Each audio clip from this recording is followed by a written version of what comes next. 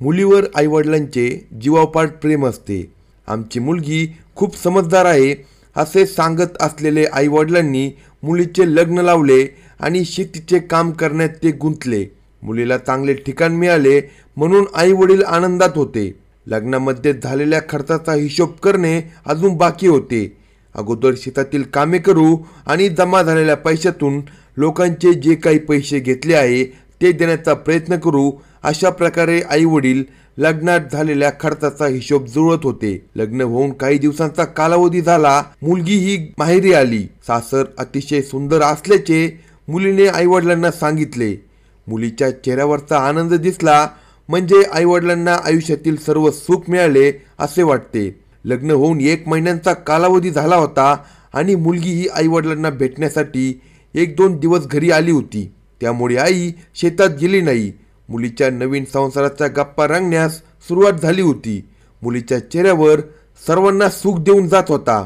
मात्र त्यात आनंदाच्या पाठीमागे काहीतरी लपलं होतं. ते सांगण्यासाठी मुलगी हिंमत करत नव्हती. शेवटी जे घडलं ते अतिशय भयंकर घडलं. वडिलांनी कष्ट करून व्याजाने पैसे काढून मुलीचे लग्न लावले. मात्र 1 महिन्याच्या कालावधीतच मुलीने घरातील सर्व लोक झोपलेले असताना जीवनयात्रा संपवली. हातात असलेला हिरवा चुरा काढला नव्हता. गळ्यातील मंगळसूत्र, हातावरील मेहंदी अजून निघाली नव्हती आणि मुलगी सर्वांना सोडून निघून गेली. ज्या प्रकारचे दृश्य समोर दिसत होते त्यामुळे प्रत्येकाच्या डोळ्यामध्ये अश्रू येत होते. मुलीने असे टोकाचे पाऊल कशामुळे उचलले त्याची सविस्तर माहिती आपण या व्हिडिओमध्ये पाहणार आहोत. तुम्ही जर चॅनलवर नवीन असाल तर कलम 302 या मराठी चॅनलला लगेच सबस्क्राईब करा. सिल्लोड तालुक्यातील हातनूर या गावात रामू विठ्ठल तुपे यांच्या घरात गीता नावाची तरुण मुलगी होती. वडिलांचा मुख्य व्यवसाय शेती होता. ज्या पद्धतीने शेतात पिकेल त्यावर वर्षभराचा संसार चालवायचा असा काहीसा गीताच्या वडिलांचा नित्यनियम सुरू होता. शेतातून मिळणाऱ्या उत्पन्नातून गीताच्या शिक्षणात त्यांनी काही कमी पडू दिले नाही. मुलगी आहे, आज या घरी उद्या दुसऱ्याच्या घरी जाणार, त्यामुळे गीताचे वडील रामू यांनी तिचे लाड करण्यास कुठेही कमी पडू दिले नाही. गीताचे शिक्षण करण्यासाठी अडथळा आणला नाही. गीता ही देखील स्वभावाने अतिशय गोड आणि दिसायला पण गोंडस चेहऱ्याची होती. त्यामुळे तिच्या आयुष्यात तिच्यावर प्रेम करणारा नवरा मिळेल असे वडिलांना वाटत होते. आपली परिस्थिती गरीब आहे, मात्र गीताचे आयुष्य उज्ज्वल होईल. गीताचे शिक्षण पूर्ण झाल्यानंतर गीताला भविष्यात सर्व काही करण्याची इच्छा होती. मात्र ग्रामीण भागात मुलीचे वय वाढले की इतर लोकांना तिच्या लग्नाची चिंता असते. मग तिला शहराच्या ठिकाणी राहणे शक्य होत नाही.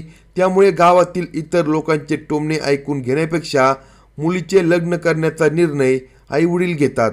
त्याचप्रमाणे गीताचे सुरू झाले. गीताचे वय झाले होते त्यामुळे तिच्यासाठी मुलगा पाहण्याचा कार्यक्रम सुरू झाला. त्यानुसार वडील राम यांनी रामपूरवाडी या ठिकाणी पाहुण्याकडे एक मुलगा असल्याचे त्यांच्या कानावर आले होते. त्यानुसार गीताचे वडील हे रामपूरवाडी या ठिकाणी गेले. त्या ठिकाणी शिंदे हा मोठा परिवार आहे. त्यांच्याकडे शेखर नावाच्या मुलासाठी मुलगी शोधणे सुरू होते. गीताचे वडील गेल्यानंतर त्यांनी शेखर याच्यासाठी माझी मुलगी गीता असल्याचे सांगितले. शेवटी मुलीचे वडील ज्या पद्धतीने गीताचे वर्णन करत होते त्यानुसार शेखर शिंदेच्या वडिलांनी होकार दिला. काही काळात शेखर हा गीताला पाहण्यासाठी गेला. गीताचे शिक्षण सर्व काही व्यवस्थित होते. गीताचा गोरा रंग पाहून शेखर याने गीताला पसंत केले. आता जी काही बोलचाली होती ती बैठकीमध्ये करायचे ठरवले आणि शेखर आणि गीता यांचे सर्व गुण जुळून येत असल्याचा निरोप आला. पैशांची काही प्रमाणात देवाणघेवाण झाली.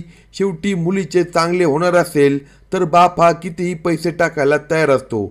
त्यानुसार लग्नाची तारीख ठरवण्यात आली 17 मे 2025. त्यानुसार दोन्ही घरच्यांनी एकत्र बस्ता बांधायचे ठरवले. त्यानुसार शेखर आणि गीता यांच्यामध्ये बोलणे होऊ लागले. काळ जसा पुढे जाऊ लागला तसा लग्नाचा दिवस जवळ येऊ लागला.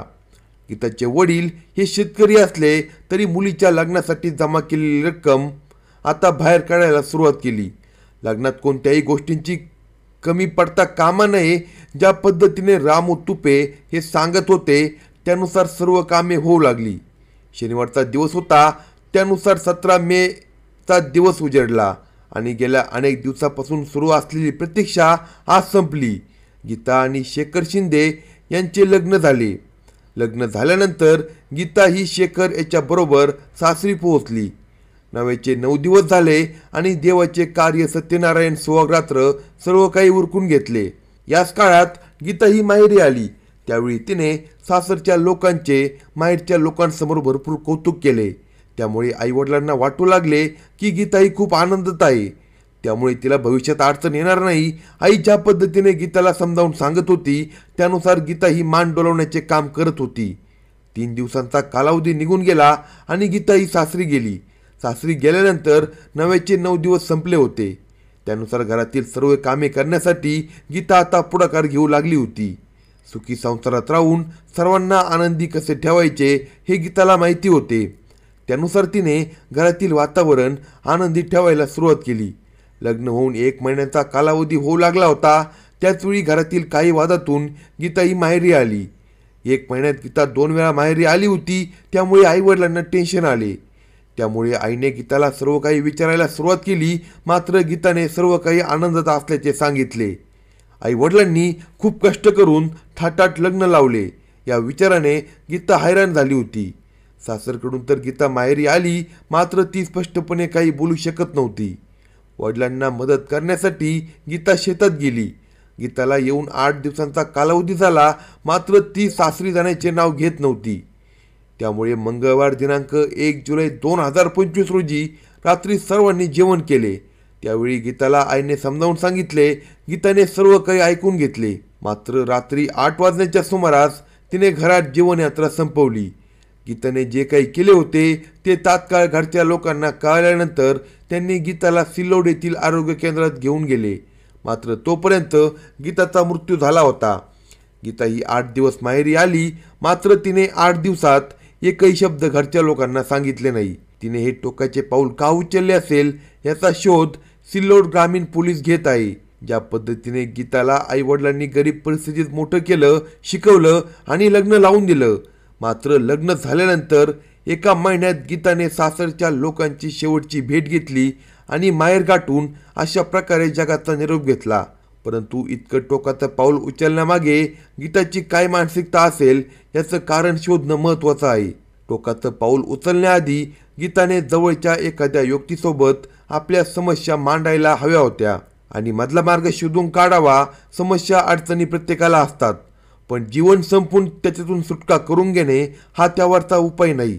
कुटुंबातील व्यक्तींनी पीडित व्यक्तीच्या अडचणी आणि त्रास समजून घेणे आवश्यक आहे.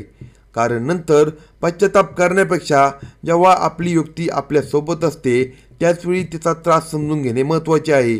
अशाच नवनवीन स्टोरी ऐकण्यासाठी कलम 302 या मराठी चॅनलला सबस्क्राईब करा आणि आपल्या प्रतिक्रिया कमेंट बॉक्समध्ये कळवा.